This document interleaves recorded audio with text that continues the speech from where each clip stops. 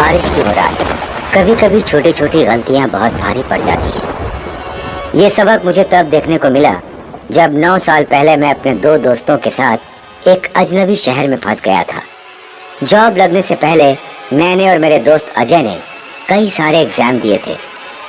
हमारे एक एग्जाम का सेंटर देहरादून में पड़ा था।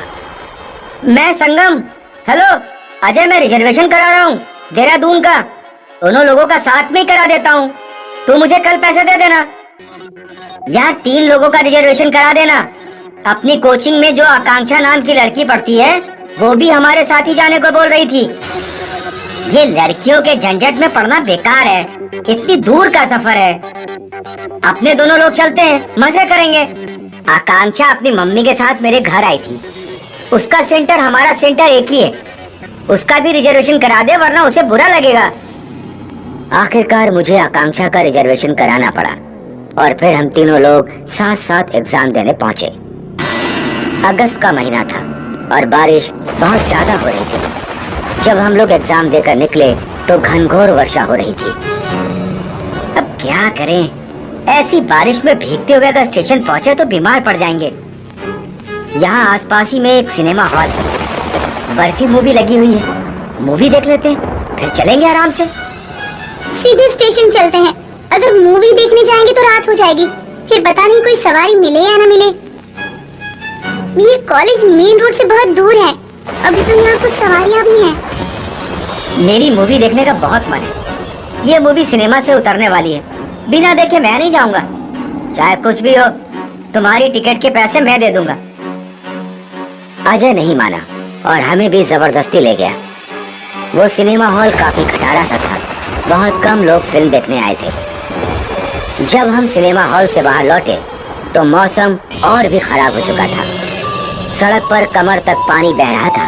दूर दूर तक ना कोई ऑटो दिख रहा था, ना रिक्शा जो हमें स्टेशन छोड़ सके। मैंने पहले ही मना किया था ना, सिनेमा मत जाओ। हम लोग किसी तरह रोड के किनारे किनारे आगे बढ़ने लगे।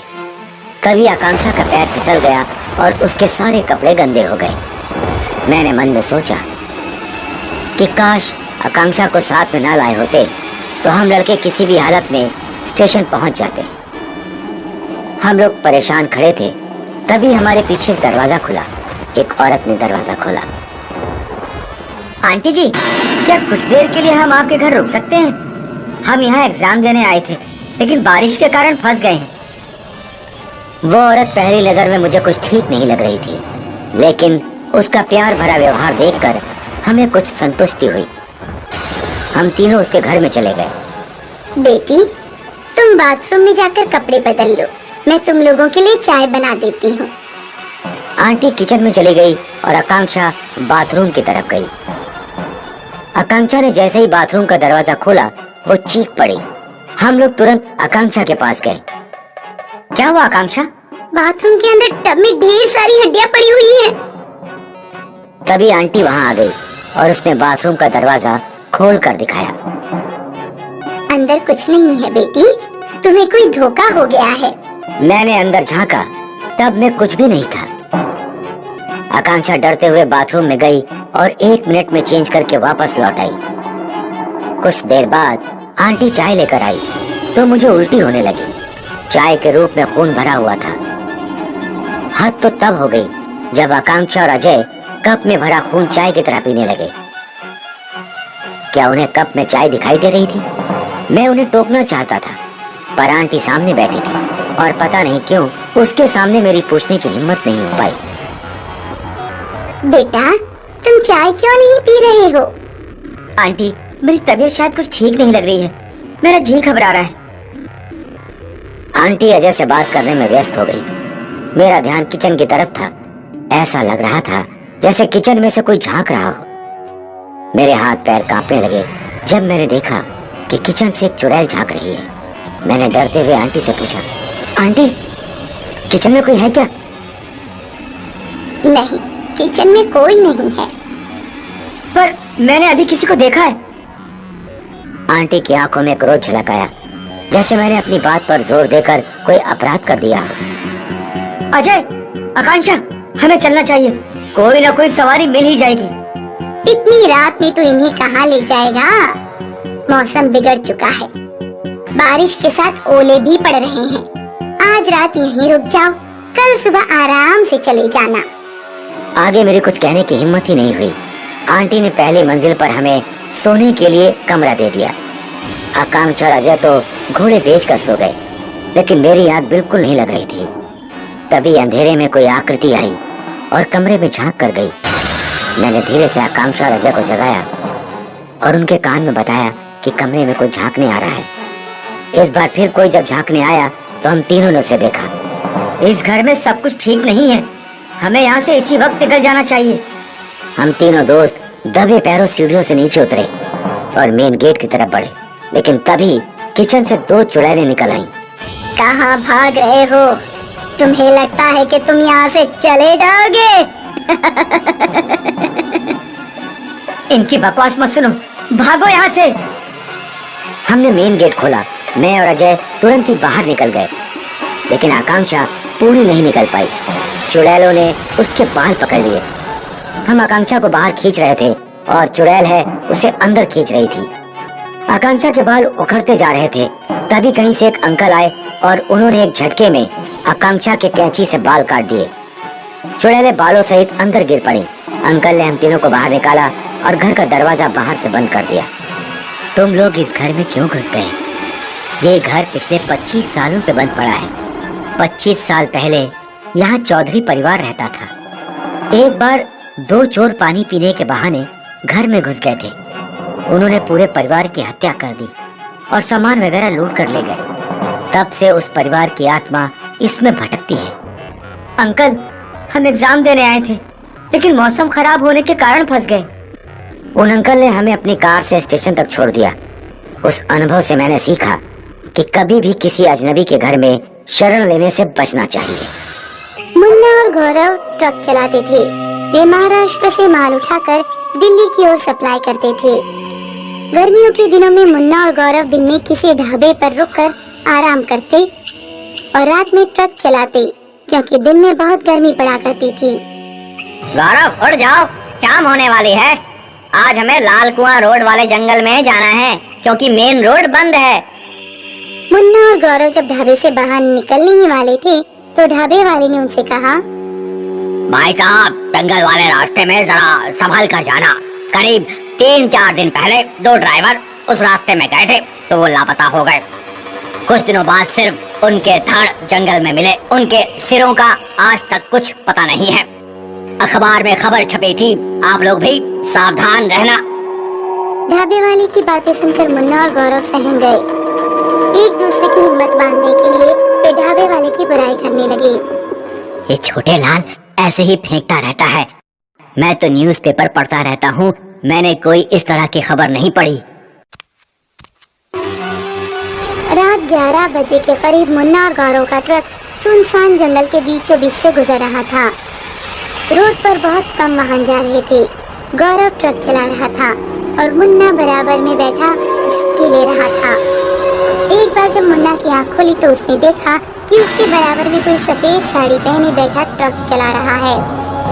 मुन्ना चीख पड़ा। उसकी आँख आंचे से खुली तो उसने देखा कि गौरव भी ट्रक चला रहा है। क्या हुआ? ऐसे क्यों चीख पड़े? तुमने तो मुझे डरा ही दिया। मैंने सपना देखा। तभी अचानक किसी ने ट्रक के शीशे पर कुछ फेंक कर मारा। गौरव को ट्रक रोकना पड़ा। उन्होंने काफी दूरी पर सफेद साड़ी पहनी किसी औरत को जंगल में घुसते देखा।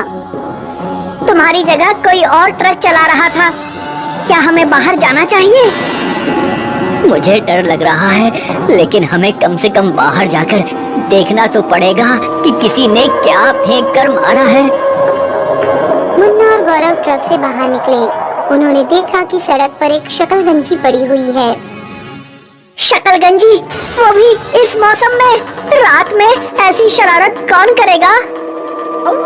दोनों ड्राइवर कुछ देर इधर उधर देखते रहे। जब उन्हें कोई नहीं दिखा तो वे अपने ट्रक पर चढ़े और आगे बढ़ गए। कुछ आगे जाने पर उन्हें एक आदमी और औरत शकलगंजी बेचते दिखाई दिए। हो सकता है इन्हीं में से किसी ने हमारे ट्रक पर शकलगंजी फेंक कर मारी हो। लेकिन हम उस जगह से काफी दूर निकल आए हैं, ये वहाँ कैसे पहुँच जाएंगे? मुन्ना और गौरव शकलगंजी बेचने वाले आदमी और औरत के पास गए। भाई साहब, शकलगंजी इस मौसम में नहीं आती, फिर भी आप शकलगंजी बेच रहे हैं? हम यहाँ हर मौसम में शकलगंजी बेचते हैं। रात भर लोग यहाँ से गुजरते हैं और आसपास कोई ढाबा भी नहीं है। शकलगंजी ठोस होती है, इसे खाकर पेट आसानी से भर जाता है। गौरव जब शकलगंजी बेचने वाले आदमी और औरत से बात कर रहा था तो मुन्ना की नजर आदमी औरत के पैरों पर पड़ गई। उनके पैर उल्टे थे। औरत की कमर में पीछे की तरफ एक लंबा चाकू घुसा हुआ था। गौरव ने 2 शकलगंजी खरीद ली, एक खुद खाने लगा और एक मुन्ना को दे दी। तभी उन्होंने पीछे से अपना ट्रक स्टार्ट होने की आवाज सुनी। कोई उनका ट्रक चलाकर आगे ले जा रहा था। गौरव और मुन्ना ने शकलगंजी फेंकी और ट्रक की तरफ भागे। ट्रक कुछ देर तक चलकर रुक गया। गौरव और मुन्ना जब ट्रक के सामने पहुंचे तो उन्होंने देखा कि वही शकलगंजी बेचने वाले आदमी और औरत जो अब भूत और भूतनी बन चुके हैं, उनके ट्रक के अंदर बैठे हैं। भूत और भूतनी नीचे उतरे। उनके हाथ में खून से सने लंबे चाकू थे। भूत और भूतनी गौरव मुन्ना की तरफ बढ़ने लगे। मुन्ना और गौरव दूसरी तरफ भागे, लेकिन दूसरी तरफ से भी उन्हें भूत और भूतनी आते दिखाई दिए। अब वे बीच में घिर चुके थे। उन्हें लगा कि अब वे नहीं बचेंगे। तभी 2 ट्रक बड़ी तेज स्पीड में आए। उन्होंने चुड़ैल और भूतनी को कुचल दिया और मुन्ना गौरव का हाथ पकड़कर उन्हें अंदर खींच लिया। ट्रक काफी दूर जाकर एक भीड़ भाड़ वाली जगह पर रुका। मुन्ना और गौरव ने उनकी जान बचाने वाले आदमियों को शुक्रिया कहा।